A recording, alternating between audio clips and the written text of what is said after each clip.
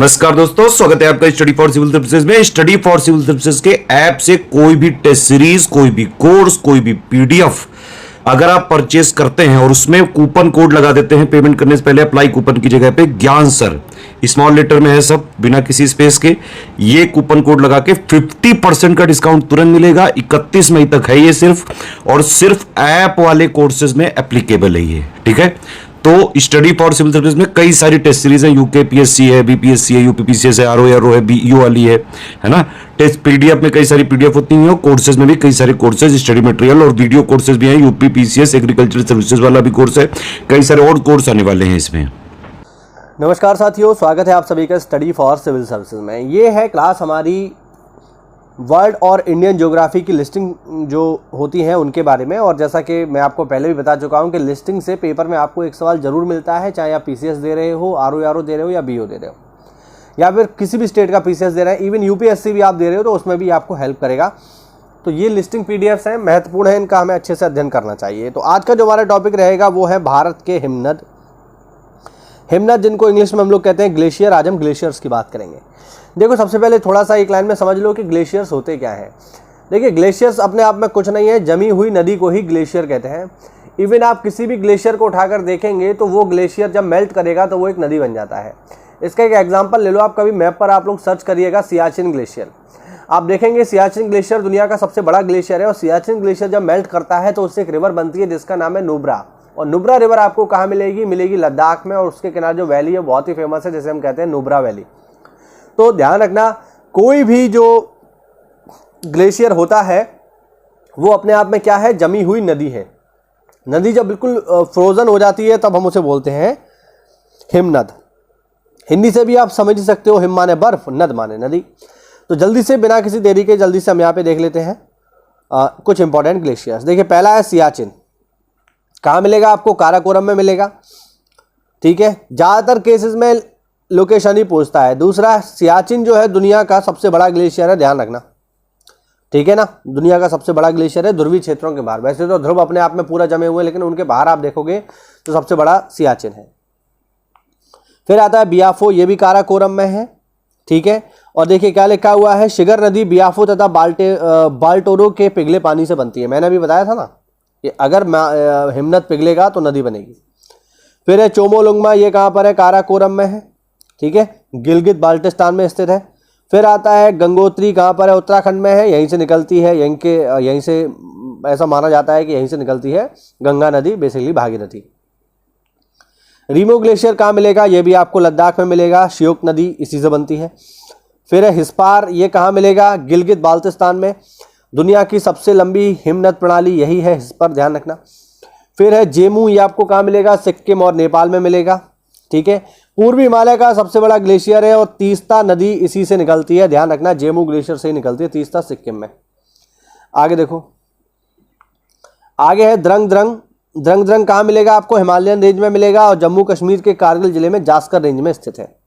अगला है शफत ग्लेशियर कहाँ मिलेगा? पूर्वी हिमालय रेंज में मिलेगा, नुनकुन की चोटियों पर ये जो है मिलता है।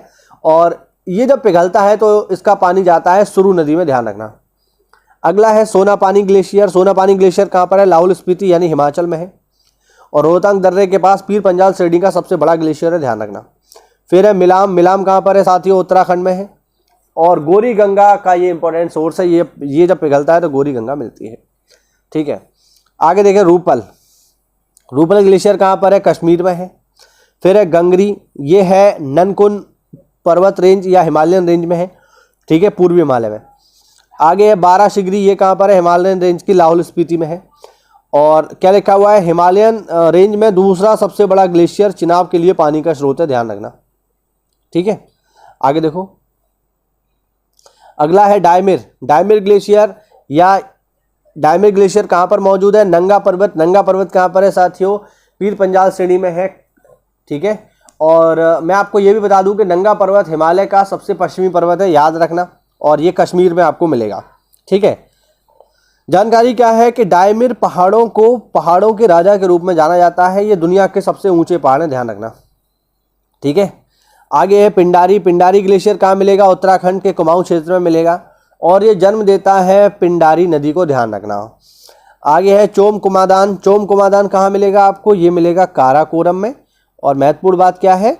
लद्दाख श्योक के लिए ये खतरा है, और ये जो ग्लेशियर है चोमो कुमादान, ये इसके मार्ग को अवरुद्ध करता है। और लास्ट है साथियों इसमें बाल्टोरो।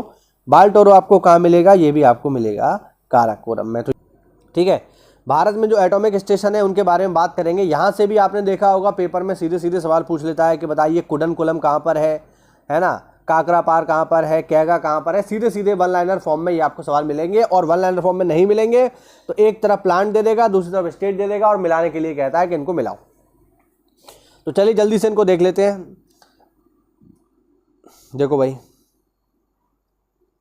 ज़्यादातर केसेस में ये आपको जो है इसी तरीके से पूछा जाएगा। पहला है यहाँ पे तारापुर, ठीक है। और ये देखिए क्रम से लगे हुए हैं बिल्कुल, ठीक, वर्ष के हिसाब से। पहला है तारापुर। तारापुर ऊर्जा स्टेशन, परमाणु ऊर्जा स्टेशन आपको कहाँ मिलेगा? महाराष्ट्र में मिलेगा। 1969 में ये बना था। दूसरा है रावत भाटा, कहाँ मिलेगा? राजस्थान में मिलेगा। 1972 में इसको एस्टेब्लिश किया गया।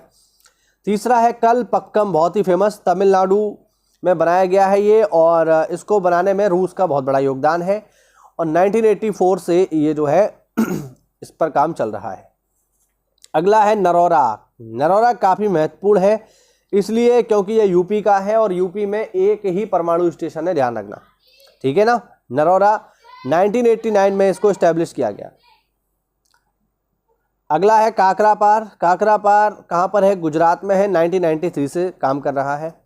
फिर है कैगा। कैगा कहाँ पर है? कर्नाटक में, ध्यान रखना। फिर है कुडनकुलम। कुडनकुलम तमिलनाडु में स्थित है, 2002 में बनाया गया। अच्छा सॉरी, यहाँ पर एक पॉइंट मैं आपको ये करेक्ट कर देता हूँ।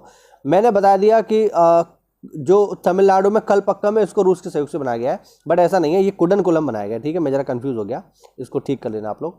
ये है कुडनकुलम जिसको रूस के सहयोग से बनाया गया था 2002 में, ध्यान रखना है इसको, ठीक है। चलिए आगे देखिए। आगे जैतपुर। जैतपुर कहाँ पर है? महाराष्ट्र में, ठीक, 2017 में बनाया गया। फिर है बारगी चुटका, ये एमपी में है। और फिर है कवादा चुटका, ये भी एमपी में है, ठीक है। अच्छा, इनके बारे में महत्वपूर्ण बात ये है कि 2015 में स्थानीय लोगों के कड़े विरोध के कारण 2017 में ये प्रस्तावित है, लेकिन लोग इसका काफ़ी विरोध कर रहे हैं, तो इसको बनाने में कुछ समस्याओं का सामना करना पड़ रहा है, ठीक है। और भी देख लो। और है छाया मीठी बिरदी, ये कहाँ पर है साथियों? ये गुजरात में है, हालांकि अभी ये शुरू नहीं हो सका है। और दो जो है इसमें प्रस्तावित हैं जिन पर काम शुरू होना है। पहला है कुम्हारिया, ये कहाँ पर है? ये गोरखपुर में है। और ध्यान रखना है गोरखपुर यूपी वाला नहीं है, ये गोरखपुर हरियाणा वाला है, ठीक है। हाँ, ध्यान रखना, कुम्हारिया गोरखपुर हरियाणा में, ये प्रस्तावित अभी बना नहीं है, ध्यान रखना, प्रस्तावित है। और एक और है माही बांसवाड़ा, तो बांसवाड़ा तो सबको पता है राजस्थान में है, और ये भी प्रस्तावित है, ठीक है। यानी यहाँ पर अभी ये बने नहीं है, लेकिन धीरे धीरे जो है ये बन जाएंगे पूरे के पूरे। तो ये आज का हमारा छोटा सा टॉपिक था जिसमें हमने एक महत्वपूर्ण विषय की चर्चा करी, जो कि है भारत के परमाणु ऊर्जा स्टेशन। उम्मीद करता हूं कि इसमें से आपको पेपर में एक सवाल पक्का मिल जाएगा। ये देखें, ये छोटे छोटे वीडियोस बहुत इंपॉर्टेंट है, खासकर अगर आप आने वाले समय में आरओ और बीओ की तैयारी कर रहे हो, क्योंकि इनके पेपर होने हैं 2023 में। तो इन वीडियोस को प्रॉपर फॉलो करिए, यहाँ से आपको सारा स्टडी मटेरियल मिलेगा। बस इनको अच्छे से पढ़ते रहिए, नोट्स मेकिंग करते रहिए और रिवीजन करते रहिए। जीएस में रिवीजन बहुत जरूरी है, ठीक है साथियों। मिलते हैं अगली क्लास में, तब तक के लिए जय हिंद, जय भारत और वंदे मातरम।